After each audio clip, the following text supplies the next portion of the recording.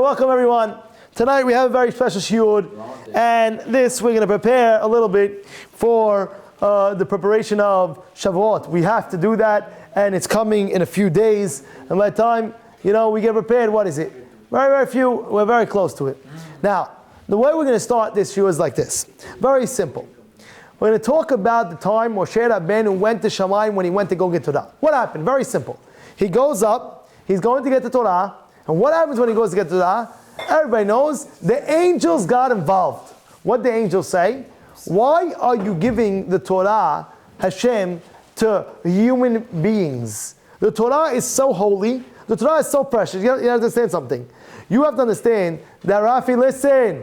You have to understand that the Gemara in Masechet Sukkah on Daf Kafchet, it says a story over there that Rabbanim, when they would learn the Torah, there was Yonatan when he would learn, any bird that flew over his house when he was learning, it burnt. Why? The Torah is so powerful. It says, Halo kol devari ke'esh ne'um Hashem. The Torah is fire. When you're learning Torah, you are being protected by angels. Take the word Gemara. How do you spell Gemara, Rabbi Jamal? How do you spell Gemara? Gimel, Mem, Resh, Aleph. What is that? Gemara, Gimel, stands for Gabriel. The Malach is surrounding you. Mem, Michael. Resh, Raphael, Aleph, Uriel. When you're learning Gemara, you have to understand something, that you're being protected. The angels are coming, they're protecting you. You're mamash being protected. Gemara, they're protecting you. One word of Torah is protecting you. So it says, Torah, Magna, Matzah. Torah protects and saves. I told you all the story about the brisker Rav, amazing story. What happens? He was sitting down. It was, you know how in Israel they have like those sirens sometimes. Once in a while, it was a war, and they had the sirens. And he was learning, and he wouldn't get up, and he wouldn't go to the thing. They told him, Haram, Rabbi, it says Asur, this, that. He says, I believe 100% what the Torah tells us. What does the Torah say? Torah says, when you learn, Magna umatzta, it protects you and it saves you. I believe in it 100%. Do you believe in it? Oh no. One of the things it says, if you give me the Rabbi Tanura, he has a pshat in the Pirkei Avot. It says that if you forget the Torah, Has Shalom, don't ever forget the Torah. It says, why? Because when you're learning Torah and you don't forget the Torah, it's protecting you constantly. He's always protecting you. So he says, if that's the case, it's always protecting you, right? If that's the case, what would you say? Jack, what was the last thing we said right now? What was the last thing we said? That he told them that was... So he told the brisker Rav, went and he told the family, he says, I believe 100% confident that Torah is protecting and saving. Again, if you're on the level of brisker Rav, the brisker Rav, you could do that. And he said, I'm sitting learning in my dining room, and that's what he was learning. He wouldn't go. And his family would go down, and he would stay up, and finally his family, come on, please, you're getting us panicky. So he says, I'm not going because I believe 100% I'm protected. I'm not going because I don't believe I'm going to get protected. I'm going because you feel some of you feel panicked, so I'll go for your to calm down your senses, to calm down your nerves. And he did it. What happens? They come back. They see his table, the dining room, he would learn, bombed. Boom, dak, gone. What happened? They said, look, we saved your life. What does he answer back? You ruined my dining room table. You know how he thinks? Yeah, the rabbi thinks. Yeah, the rabbi thinks. The rabbi says, you ruined my dining room table. What do you mean I ruined that? If I was learning there, I would have been protected. Because when a person is learning Torah, you have to understand, you are being protected from Shamayim. There is beracha that it is so powerful, you can't even imagine how much beracha you're bringing down to the world when you're learning Torah. You want me to tell you a personal story about myself? I'll tell you a personal story about myself. Personal story. It was my daughter with Batsheva. Listen, I have a daughter, Batsheva. She was about a few years old, maybe four or five. And I'll tell you the story how it goes. Very simple. I was in Jersey, and my in-laws were having a barbecue, we're having a barbecue, and I told my wife, listen, I want to sit and I want to learn. Do me a favor. I know, it takes time. We're having a lot of people. When everybody comes and shows up, call me. I'm going to be in my room, steiging. Opening up the Gemara, nothing like it. You know what the Hazon Ish says? The Hazon Ish says, if a goy would feel the hana, will feel the pleasure of what it feels like to wake up early in the morning, Shabbat morning, early in the morning, wake up, let's say, 4 o'clock, 5 o'clock in the morning, and he open up a Gemara until Shaharit, if he felt that pleasure, he would convert to Judaism. That's what Hazon Ish says. It's such a pleasure. People have to crack it. People have to feel it. People have to taste it. You understand? People have to develop the love of the taste of the pleasure of learning. And how do you develop it? By taking Gemara, reviewing it again and again, even the same daf, again and again, and you'll see you'll develop it. You'll see, guaranteed you'll develop it. Take one daf, review it again, and review it again. Don't leave until you know it very, very well. You'll have such a love for the Gemara. You'll kiss the Gemara. Oh, I love it. There was a story with Rav Benish Finkel. Rav Nosson Tzvi Finkel was around 15 at the time. He was from Chicago. He was the Rosh Yeshiva. Hagaon became the Rosh Yeshiva of the Mir Yeshiva. What happened? One day in the morning, thank you, this guy was put it right here. Thank you, Leo. So he says, one day in the morning, in the middle of the night, he woke up and he sees the rabbi, in the middle of the night, the Rav Benish Finkel. He's going to the Shas and kissing every Gemara. Like, what's going on? He didn't understand what's going on. He developed a love for Torah. You develop it. I'm learning. Wow, you know what's happening right now? I'm connecting with the Shekhinah. I'm connecting with God Himself. Wow, it's amazing. I'm connecting with Hashem. Imagine. I told this story of Chaim Brisk. One time, Chaim Brisk, he saw one of his students not learning. He came to me and said, why not learning? He said, my Havruta is not here. He says, you know what Pirkei Avot says? It says, every time you learn, Shekhinah, the Shekhinah, Hashem Himself, comes to sit with you to hear what you're learning. So what? Your Havruta is not here. Your learning partner is not here. But Hashem is waiting to listen to what you have to say. Imagine that. Hashem is waiting to hear what you have to say. He's waiting. He's sitting down with you. You're not going to sit and open up and learn? Hashem wants to hear you. He's sitting with you. Huh? I'm going to get back to it. Don't worry. I did not forget. Anyways, they want to hear about the barbecue story. Okay, we'll tell you about the barbecue story. I'll tell you what happened. Anyway, you got to get the hizuk. You got to get this hizuk. Try to develop the love. Again and again. Review it, and enjoy it, and develop the love not only for yourself, for your whole family around you. You know, even Shabbat table is the perfect opportune time where you're sitting down on the Shabbat table and you get excited for the Torah. Tell me, what'd you learn? Tell me. Give me a chidush. I'll tell you a chidush what I heard. Get your family involved. Torah, there's nothing greater. You know, I told you this once. There's a rabbi in our community. He invited me to his Siyum HaShas. He finished Shas. And I'll never forget. He told me, he told everybody really, at the Siyum, what was his greatest motivation that he got to finish the whole Torah Shas. He said like this. He said when he was third grade, he finished Mishnayot. Some Mishnayot. He came back third, fourth grade, and he tells his mother, Mommy, I finished. Wow, you finished? Wow, you know what you did. And she made a big party. Ma, I understand what I do. I just finished one Mishnah, like one panic, like what? You finished one panic, you know what that is? And she made such a party for him that he never forgot that. And all his life growing up, he understood Torah is our life. And therefore, I'm dedicating myself to learn more and more. So you got to pump it up. You got to show the love. You got to put it, infuse it in your family. Understand? Yeah. So let me tell you. Now you want the barbecue story? I'll tell you the barbecue story. What's the barbecue story? I'll tell you the barbecue story. Like this. So what happened was many years back, and so my family's having a barbecue and this and that.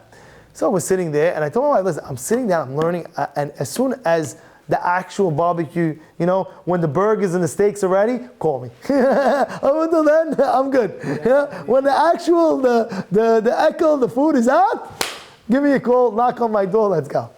Okay, I'm sitting, I'm learning. Nobody bothered me. I was like learning maybe an hour and a half, 2 hours, like what's going on?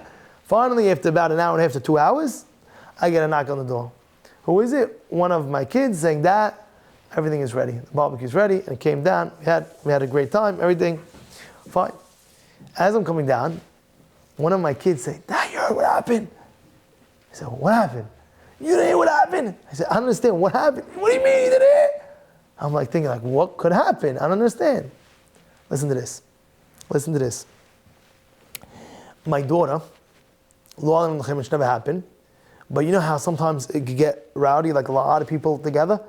So one could, walk out, Hashem, out of the gate, heaven forbid, walked out of the gate, and she was in, listen to this, hospital a million times, middle of the street. There was a guy, and I'm telling you who the guy is.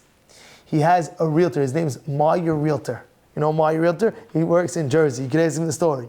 He came to the doorstep. His hands shaking.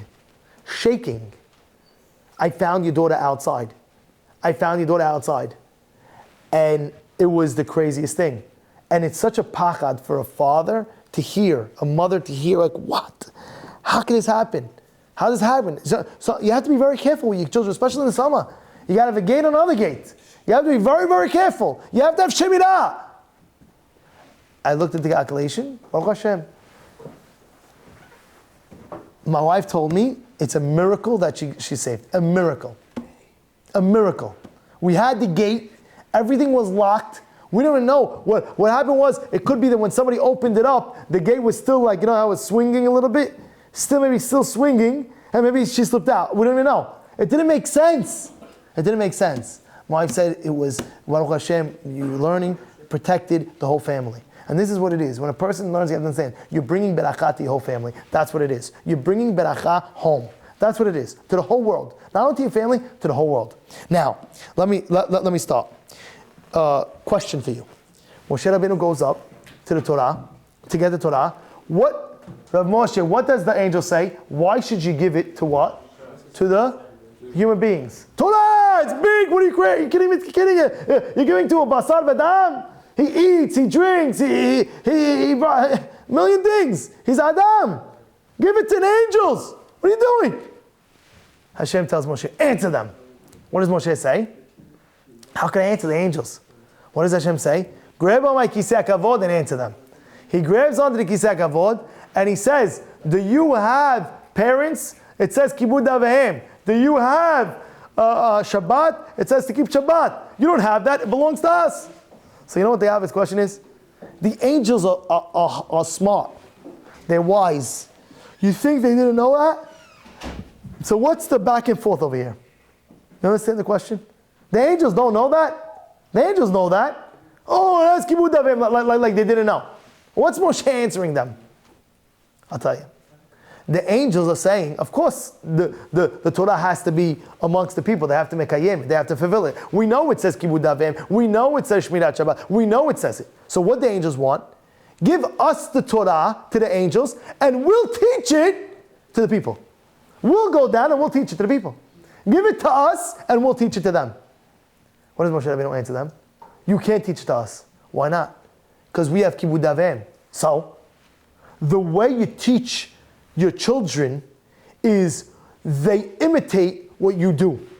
The second they see you respecting your father and you respecting your mother, guess what they're going to do? They're going to do the same as what their father did.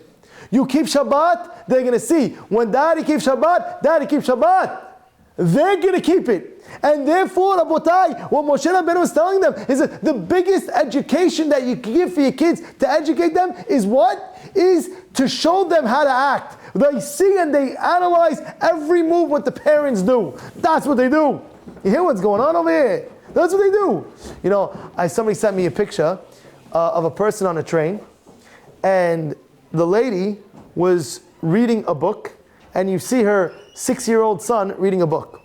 And the caption says, how did she teach her son to read a book? Usually everybody's on the phone. This one is reading a book. What happened? And she says back in the quotation, children don't listen, they imitate. Of course children listen, but they imitate. The power that you have when you're educating your kids is more where they see what you're doing, and that's what they'll do. And by the way, it doesn't only apply by parents. It applies by older siblings. If you're an older brother or an older sister, the younger brothers and sisters are always going to follow the older brother and sister. So if they see you caring for Torah and mitzvot, they're going to do the same. They just copy you. Oh, my older brother's going to learn. I see him going to learn every night. You affect the whole family. You know what he's going to do? He's going, I'm going to go learn. When the older sister dresses tzeniut, you know what's going to happen? The younger sister is going to copy that. That's what's going to happen. But heaven forbid, vice versa, if the older son doesn't do or doesn't this, doesn't that, the younger son, if he doesn't do, I don't do. So it's all effect. And therefore, Moshe Rabbeinu is giving us the most valuable lesson over here. The valuable lesson Moshe Rabbeinu is saying, listen, if you want Torah, the way you educate your next generation or your people around you is when you do things that the Torah is obligating you to do, which is the best thing that you can do for yourself, it automatically affects everybody around you. That's how it does. Oh, you're going, I'm going to go. Oh, you're doing, I'm going to do. Oh, that's why, what do you have? All the charity things. If you realize, what is it? Match. A lot of things is match me. You ever see those things? Where did that come from? Match me. And people go, all right, fine. I'll give this, you give that. Match me, I will do it. Because they want togetherness. They want to feel it part. Oh, you did, I'll do. You imitate. And therefore, one of the things that you have to understand, we're receiving the Torah. In a few days, we're going to get Matan Torah. And one of those things, by the way, it says that the Kedusha comes down every single year as if it's Matan Torah again. Why? The Pasuk says, Bayom hazeh ba'u midbar Sinai. Bayom hazeh ba'u midbar Sinai. It should say, Bayom ahu. That day. We're talking about what happened the day that we got Matan Torah. That day they got the Torah. What's Bayom hazeh? So the Mefarshim explain, Yom Hazeh is saying every single time when Shavuot comes, you have to know that the Kedusha of Shavuot is coming down again. That means Matan Torah is coming down again. When Shavuot comes, Matan Torah, the whole Kedusha of Matan Torah is coming down again to us. The same Kedusha is coming down. And people ask a question, he says, it doesn't make sense. If you do the Cheshbon, I remember this question, people ask this all the time. If you do the Cheshbon, it doesn't make sense. We stay up all night, and if you do the Cheshbon, how many hours is it? 3 hours? 3.5 hours. The whole thing. You come 11:45, you finish 3:45, 4 hours max. That's the whole learning. 4 hours, the whole thing. Alright? If you do the cheshbon, go to sleep early, wake up early, do 2 hours before Sharit, do 3 hours after Sharit, and have a normal thing. You do the same amount of learning. If you have early sleep and wake up early, do the same amount of hours. So why do we stay up all night? You know why? Because Hashem's giving you a gift. Tonight is the night where God Himself is coming down and saying, I'm giving you my Torah. When you get a gift, such a good gift, you know what you're showing? I can't go to sleep. I can't. It's too exciting for me. You're showing God your excitement. I'm so excited. I can't go to sleep. I can't believe it. God is giving me His Torah. Are you kidding me? Are you kidding? God is giving, Hashem, you're giving me your Torah. How can I go to sleep? I gotta sit. I can't wait. The whole night He's waiting. You know those trips where you're going away and you have a flight the next day and you're so excited and you can't fall asleep because you're so excited? That's on a trip.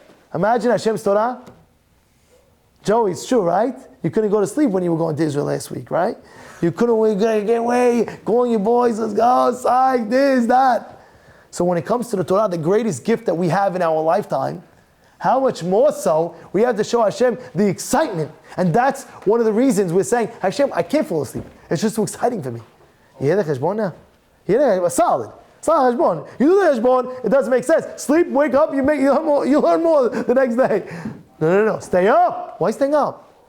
Because we want to show Hashem the excitement that we have. The orot are coming down, the Kedusha is coming down, like the same as Shavuot came back then, it's coming back now. We have to feel that excitement. And that's why everybody gets excited that night. Let's go, bring your friends. But I'm telling you, it's a big item, by the way. You bring your friends to shul that night. Sometimes they might not know, they might not have a place. You go do the initiative, you'll have a schut forever. One guy, I'll never forget, a lot of guys, but one of the guys I remember in particular, I never saw this guy in my life. One night he came for Shavuot night, and ever since that night he came, many years ago, he learns with me all the time. What happened? I met him one time Shavuot night. He came, we had a class, him and his friends, every once a week, twice a week, he came 3 times a week, and he learned me Gemara, heavy, strong, iyun, in depth, everything. What happened? One time, one of his friends brought him for one night for Shavuot. People get inspired that night. People get inspired. Over here, personally, we're having about 10 rabbis teaching over here. No joke. There's a big inyan. Sit and take advantage of the night. And bring people. Oh, what are you doing? No, come. Let's stay up. Why? You gotta tell them. The Torah's coming. You know how much barakah is coming down? You don't want the barakah. You want to receive all the barakah? Come learn. It's fun. It's nice. You have amazing energy, amazing vibes.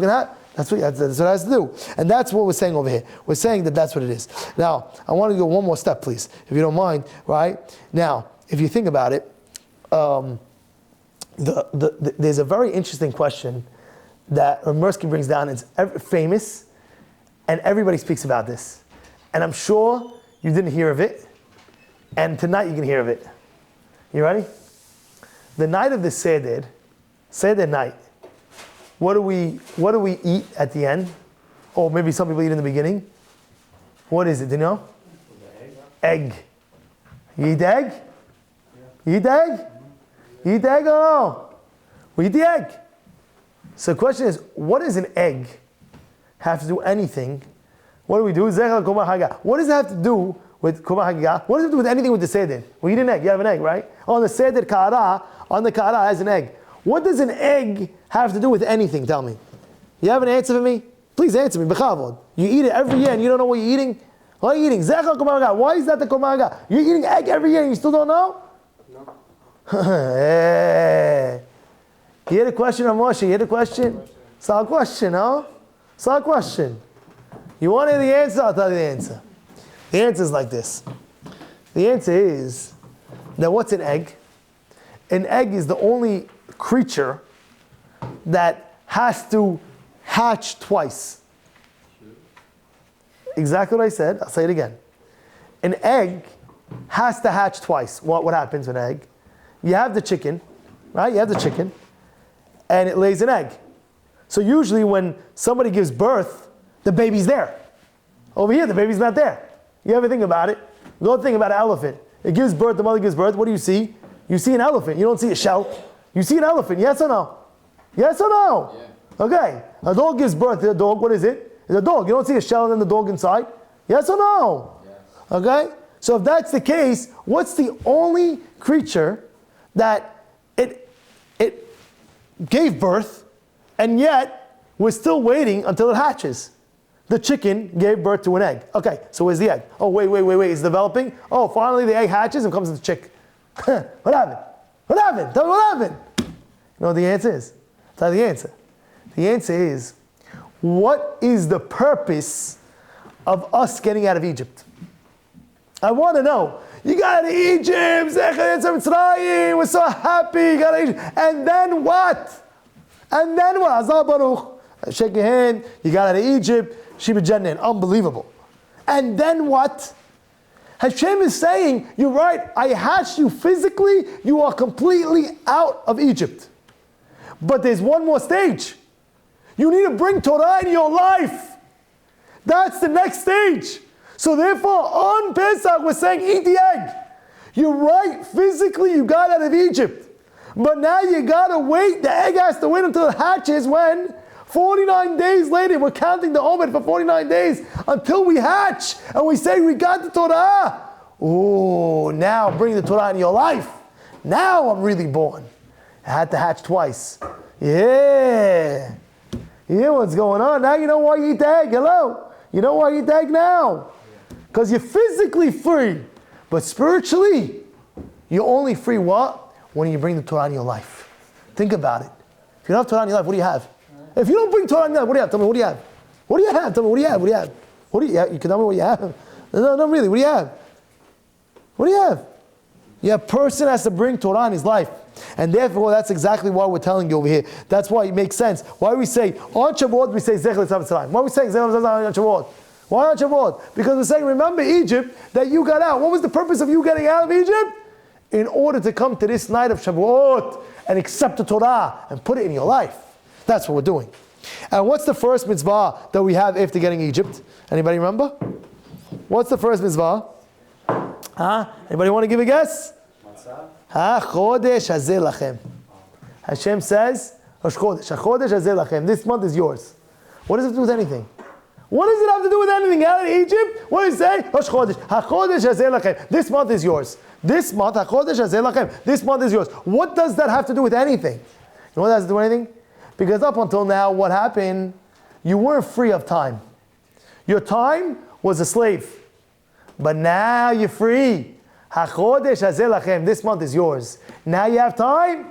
Use it wisely. Yeah. Got to use it wisely. Got to connect. You got to connect. You got to connect. Whatever you can do, just to connect. Yeah. Whatever you can do, just connect. That's why that's the first mitzvah. Yeah. And therefore, I want to tell you something else. I want to tell you something. One of another names of Har Sinai is called Har Chorev. Why is it called Har Chorev? Har Sinai is Har Chorev. Har Sinai is where we got the Torah. What's Har Chorev? Chorev is destruction, Chorban. You know why? Because Hashem says, Barati Yetzirah, I created Yetzirah. Barati Yo Torah Tavlin. The only way you're going to be able to fight this Yetzirah is through the Torah. The only way you have a proper life in your life is when you keep the Torah. You know that? You know that or no? I'll prove it to you. You know, a lot of times you have people, even the people that don't have, they have a company that says once a week, there's companies like that. Once a week, they cannot be on their phone. Why? Where? Why? Because mentally, the person needs an out. Imagine 24/7, there were no Shabbat. What would happen no Shabbat? Would you ever see your parents? Would you ever see your kids? Everybody's running around. Hey. Shabbat, stop, everything stops. You get to see with your family. You get to sit with a meal with your family. You get to, it's the most amazing feeling. Who doesn't love Shabbat? Think about it for a second. Think about it. So therefore, without the Torah, it would be Chorban. That's why it's called Har Chorev. It's a big Chorban. It's a Chorban. It's a destruction without Torah. So Har Sinai is called Har Chorban. Why? Because without that, it will be Chorban. And without that, you won't have a life. You won't have a life. If there would be no restrictions on anything, that's not a life either. No restriction. You can do whatever you want. It's not a life. Everything, the Torah is perfection. Everything is perfect. Now, what's the chizuk for this? I'd like to just elaborate just a few more minutes. I'm going to finish with this. And that is, I'd like to quote with you. Every year, we read Parashat Bamidbar before what? Before Shavuot. What's one of the reasons why? Is because Hashem counts us. It's a counting. Bamidbar, He counted us. Moneh otam kol sha'ah. Hashem counts us again and again. Why? Because He loves us. I want to quote to you a Gemara. The Gemara in Masechet Sanhedrin says, "Lefichach nivra adam yechid ba'olam." Why is it that a person is born? Hashem created Adam HaRishon by himself.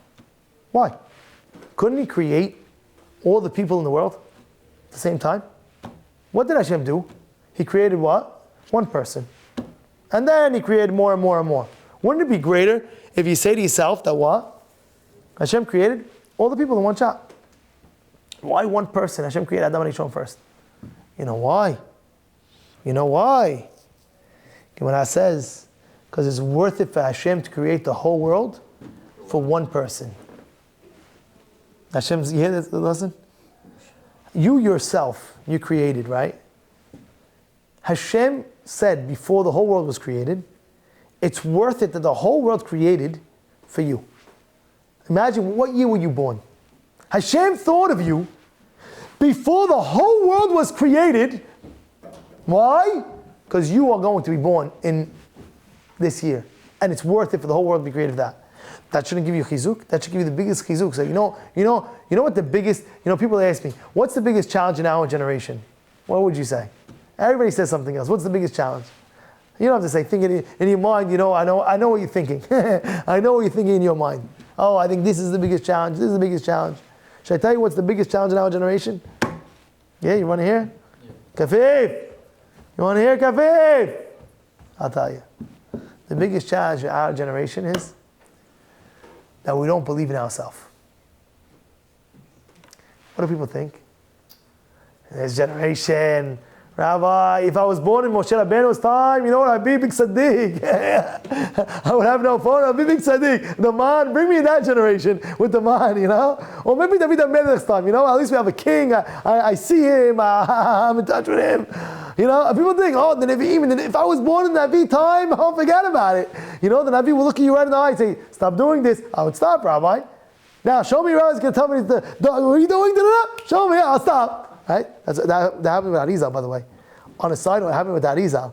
The Arizal, there was a rabbi, it's brought down, I have a sefer in my house, it was brought down in Sifrei Arizal. There was a story, how people were hearing about the Arizal. There were people, so he went to spot. One guy wasn't shomer Torah mitzvot. He went to a spot, and he went to the Arizal, and the Arizal, he said, if you tell me what I'm doing wrong, I'll stop. And I'll be religious completely. So he looked at him, and he said he did A, B, C, and D. Straight. Told him straight. So, Rabbi, that's no, I didn't do it. He was walking out. He pulled an image. Was this the person you were? Holy cow. He became Baal Tshuva. He moved to Sfat. He was with the rabbi the rest of his life. He's my Talmid. He's the Talmid of Bariza. What happened? What happened? People say, if I was born in time of Bariza, I'll forget about it. Your generation, Hashem chose you specifically to be born in this generation. You know why? Because He believed in this generation with all the shtuyot and all the wajaras and all the distraction. He believed that you could become a tzaddik in this generation. He believed in you. Yes, He believed in you. And that's why He specifically said, you're going to be born in this generation. Yes. And what do? We feel, I can't do it. I don't have the rabbis that used to be. I don't have this. I don't have that. I don't have this. I don't have that. You're 100% wrong. You can do it. You could be a huge tzaddik. You could be a biggest tzaddiket. But what's holding you back? One thing only. The weakness of the generation that's pulling you down. I can't. That is the biggest yetzer hara, the biggest michshol, the biggest thing that's pulling people out. Why? I can't. Why not? Rabbi, distraction, and that, and all my friends are doing this, and all my friends are doing that. Who cares what your friends are doing? Ruth, we read every single Shavuot. Ruth is the Megillat Ruth. Why was she? What Gemara says? She's Emma Malchut. She is the mother of kingship. From her what came out? David HaMelech. What did she do that she's zocher for David HaMelech? You know what? Should I read you the pasuk what she did?